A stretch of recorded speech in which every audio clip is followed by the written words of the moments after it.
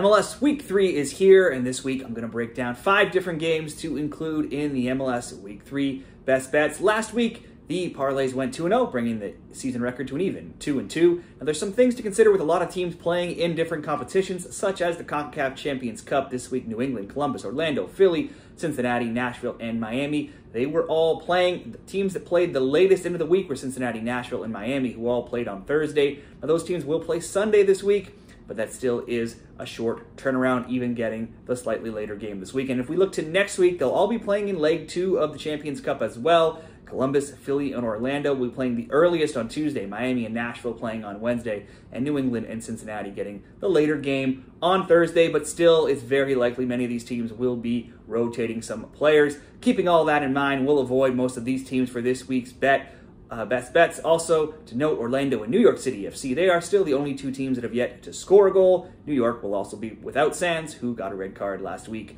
so they could be in tough again. Now let's move into the first parlay for this week. It's Toronto and Charlotte. For me, Toronto was atrocious last season, but through 2 games, they are the only team to not concede a goal, oddly. It's early stages. Are they back? Probably not. But baby steps for TFC. Insigne scored last week in a 1-0 win over New England. In New England, they drew in Cincinnati 0-0 the week prior. So those are 2 good results on the road against 2 of the better teams in the league. It's the home opener this weekend versus Charlotte at BMO Field, who also has 4 points after a 1-0 win over NYC and a 1-1 draw with Vancouver. The last game between these teams saw Charlotte win 3-0 in Charlotte, and they drew 2-2 playing in Toronto the game prior to that last season. Season before that, Toronto won 2-0 and 4-0. Charlotte has not been a good road team in their short history in MLS. In MLS, they have just 1 road win in their last 12 games, and they've allowed a goal in 33 of 36 all-time away games. I'm not ready to say Toronto is back. Cannot trust them for the win. I think this game could be close. Maybe the under, maybe a draw. I do think Toronto at home in their home opener, they have looked okay so far. They can at least get 1 goal, so let's kick this parlay off with Toronto to score a goal. Next up, Atlanta and New England. Atlanta rested. They are rested, and they should be very much rested, as they only played in MLS Week 1. And they lost 1-0 away to Columbus. They've had a lot of time to get ready for this one, as they were off last week. In contrast, New England has been very busy. They played Independiente in the CONCACAF Champions Cup in round 1, and they played both an MLS game in weeks 1 and 2. They lost both of those games, 3-1 in DC and 1-0 at home to Toronto last week. They're now also into the round of 16 in the CONCACAF Champions Cup, and they played Costa Rican side Alajuelense on Wednesday and won 4-0. It'll be a quick turnaround for them to Saturday afternoon, the early game in MLS Week 3, and some starters will likely get rested. However, Carlos Gil did get rested in the Champions Cup game, so he could possibly feature. Still, New England will be playing again later this week in a few days. They'll play again on Thursday in Leg 2 and down in Costa Rica, but they will know they at least don't have to get the win, as they have a big lead after that 4-0 win. Still, I would think there will be some rotation in the New England squad. Atlanta has a ton of talent, and they're always a good bet at home. Last year in MLS, they went 11-4-3 at the Benz.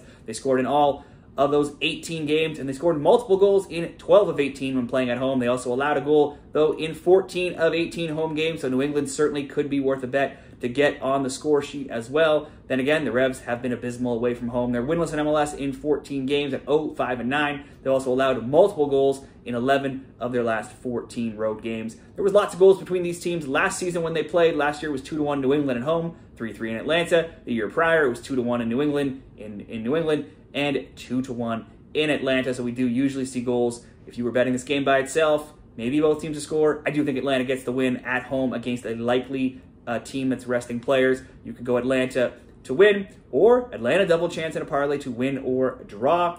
Next up, LAFC and Sporting Kansas City, a later game Saturday night. LA beat Seattle 2-1 at home and lost 3-0 away to RSL last week. That loss was just the 3rd loss in their last 14 MLS games. It's only their 2nd in their last 10, and that other loss was the MLS Cup. LA's last 4 home games have been all wins, 2-1, 2-0, 5-2, and 5-1. SKC are off to 1-1 draws in Houston and at home to Philadelphia last week, but struggled to beat a rotated Philly side, and they were playing at home. Still in MLS, they have scored in 26 of their last 30 games, that going all the way back to May when they started to turn things around last year, so it's been a long time now with them basically scoring in every game. In 2 meetings last year, it was 1-1 in LA and 2-1 LA in KC. LAFC is 3-1-0 in their last 4 against SKC. There's also been 2 or more goals in all 11 all-time meetings between these teams. bets on both teams to score. I've gone 8 and 3. I think this could be a both teams to score or simply an over 1.5 because I'm trying to just ease my way into this with some simple parlays.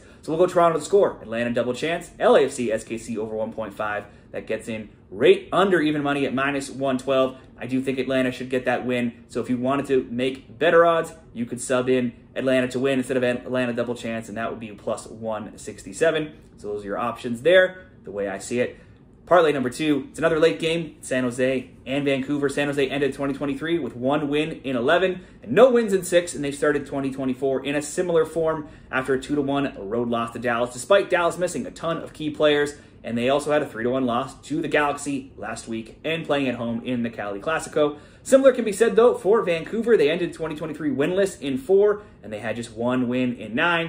2024 has seen them draw 1-1 and lose 3-0 to Tigres in the Champions Cup. And in MLS, they had a bye week in Week 1, and they drew Charlotte 1-1 last week. So it's 1 win now in their last 12 competitive matches going back to last season. That 1 win, 3-0 home win to St. Louis in October, is also one of just 2 clean sheets that they've kept in their last 14. San Jose, too, has just 2 clean sheets in their last 13 games in all competitions. One, they went on to lose in the playoffs after a 0-0 draw. It was 1-0 San Jose in Vancouver back in August and 2-1 San Jose at home when these teams played last year. Prior to that 1-0 result, though, there had been 2 or more goals in this head-to-head meeting in 5 straight and also in 16 of 17. I don't trust either of these teams to get a clean sheet, but I do think they both have enough players who can get on the score sheet with San Jose's Ebobisse, Espinoza, Pellegrino, and Vancouver's Gold, White, and Krylik. Let's go both teams to score, Vancouver and San Jose, and then we'll pair that together with one more result coming from one of the 3 games on Sunday, and that will be in the Nashville and LA Galaxy game. Nashville, one of those teams who's been playing in the Champions Cup, they have struggled with top scorers Mukhtar and Surge when they are in the lineup. Without them this season, they have gone 1-1-0. They drew the Red Bulls 0-0 at home and drew Colorado 1-1 away.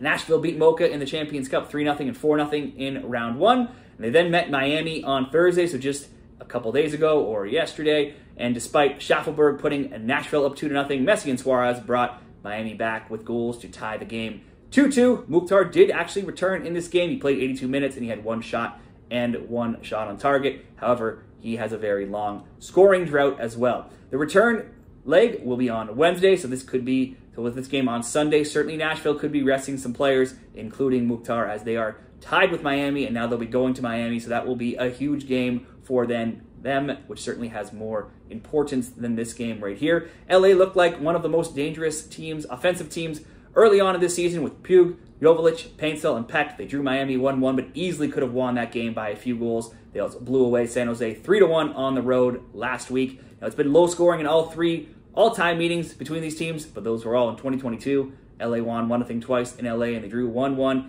in Nashville. But we are going back a couple years, and there's clearly new players. I think there's lots of options here for me, and all of these options for the best bet look to be some form on the Galaxy side. Whether you want to go Galaxy to win at big odds, Galaxy to score, double chance, draw no bet, plus 1.5 in some sort of parlay.